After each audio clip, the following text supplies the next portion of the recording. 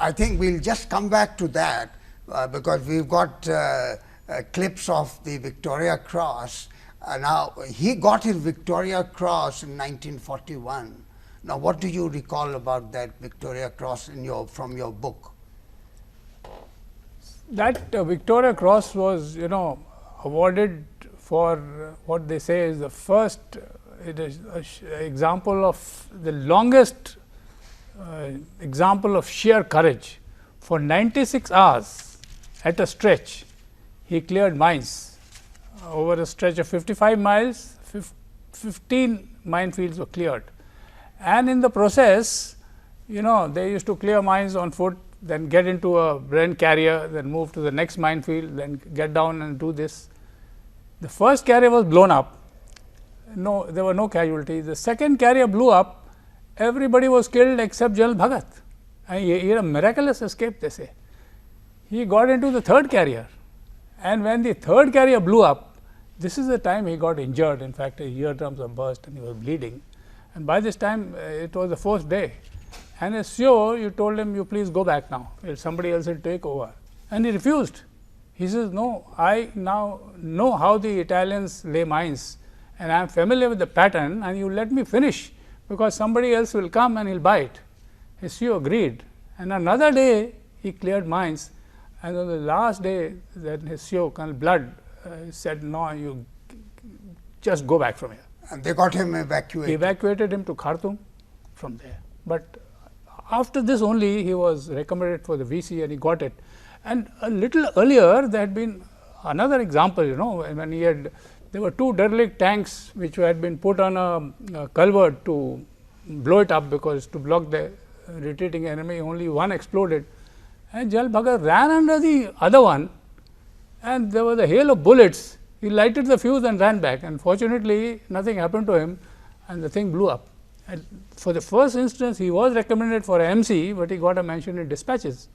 And 2 months later, he did the second thing, and his CEO was really astonished that this man sustained courage under fire. So this is not like Gurkha charging with his kukri on a pillbox, but continuing through the minefields for 96 hours as the longest continuous feat of sheer cold courage. And this is what the citation says, and it is indeed remarkable. Yes. Because later on in life, when people asked him about courage, he said it is a quality by itself, and he said it is a reticent quality.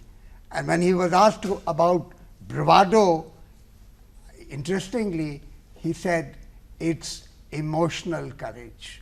So there you have this description of the Victoria Cross in Abyssinia against the Italians in North Africa, and Brigadier Bill Slim was the brigade commander, 10 infantry brigade commander, to which this company was attached. So a brilliant Victoria Cross which made Prem Bhagat a legend in his time and even today.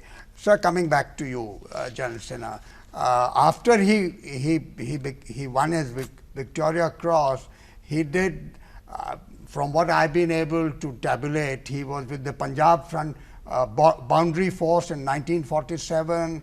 He commanded an engineer regiment. He was in Staff College. He was in the National Defence College. He was Commandant IMA, and then he commanded a brigade and corps and Central Command and Northern Command. Now, if you would choose some period of his career that really was the hallmark in what I call the in-between period when he became Northern Army Commander, what would you select?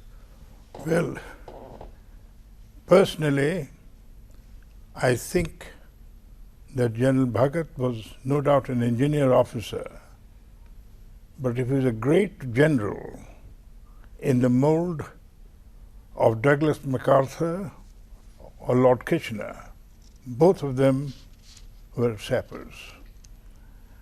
I had the privilege of serving under him as a battalion commander as a brigade commander, and even as a divisional commander.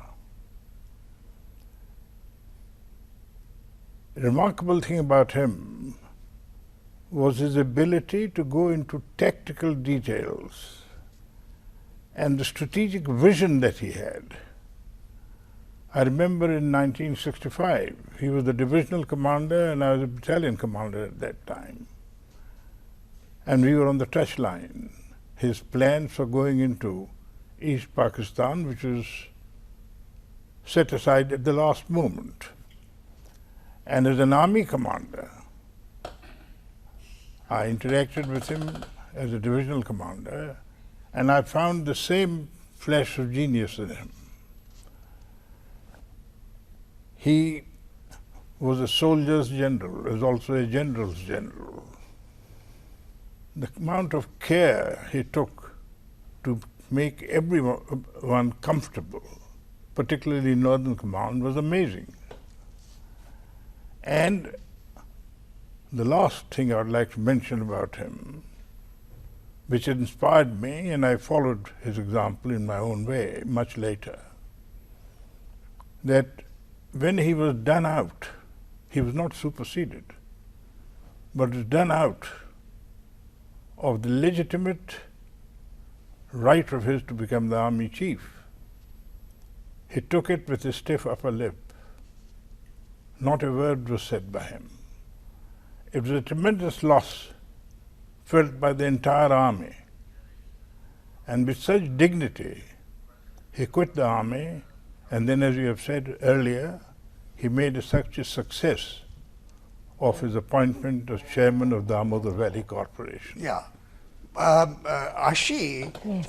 during this period, there is a very interesting photograph in the book that you are with President Radhakrishnan at the Indian Military Academy where he was the commandant. Yes. And you're sitting in the middle between the president and your father. What do you recall of that particular moment? Well, it was This is 1962, if I'm yes, not I wrong. was just 9 years old, and I was quite overwhelmed when suddenly, I was not really supposed to meet the president, but suddenly he asked for me. My father must have said, you know, I have 2 children, my brother wasn't there, and I suddenly found myself sitting between my father and him, and he started asking me, like, you know, just an elderly uncle about school and what I liked about Dehradun, and I was very shy. I answered the questions and I was pretty excited. So that's memorable photograph, memorable moment. VK, there's one interesting thing that I found from your book, that Prem Bhagat, after he got his Victoria Cross in 1962, he was at the Indian Military Academy. In 1965, he was with 9 Infantry Div, and in 1971, he was with Central Command and Northern Command, and fate deprived him of future military battles. Isn't Yes, that so? I think it is sad that after World War II, he didn't get a chance. India fought a number of major wars, as you know, in J&K in 47, 48, then in 62 and But 65. also there is a tradition to protect your Victoria Crosses. So that tradition is there for the combat soldier, that normally is not sent into battle. But I am sure it doesn't apply to formation officer, commanders. because I remember that when we were in the Congo, 2nd, 5th Gurkha Rifles Frontier Force, and we had 2 out of 3 Victoria Crosses, but that was a peacekeeping mission and they were allowed to go. But otherwise, you're absolutely right that they are protected from battle, but not officers. Now, I do believe that he became the colonel of this Sikh Halai regiment. Yes, sir. And that was also a high point in his career. So, because the unit with which he was serving when he got the VC, that is the unit which was later converted to Sikh Halai. So, that and the CEO of that unit only had recommended him for a VC, and that is why he continued his association with the And unit. that is an infantry, So that was called 3rd Royal Frontier Rifles. and that was converted. That was the one which later became the Sikh Halai. Okay, and that's interesting. But as we all know that after Prem Bhagat, there have been very many illustrious colonels of the regiment, including the present army chief, General Bikram Singh. One last thing before we move on in General Bhagat's career to Northern Army Commander, which was one of the highlights of his career, is that General Bhagat was quite an intellectual, and he wrote many monographs and many books. And sir, you're the right person to comment on that. Yes. Not only did he write books, I remember discussing various aspects with him. 1962, he was the author of the Henderson-Brooks report. And I believe he also wrote an appreciation sometimes earlier about the threat from the Chinese when he was DMI or something. I'm not aware of that, but he was DMI well before 1962. But I know that he wrote that book, as also his analysis of 1965 war, which impressed me. He told me that the Indian Army has had a record of officers leading from the front. The ratio of casualties of officers to soldiers in the 1965 war was much higher than in any other war.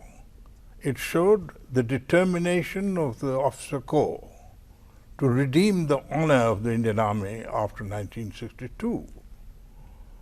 And when he was Northern Army Commander, I was a divisional commander.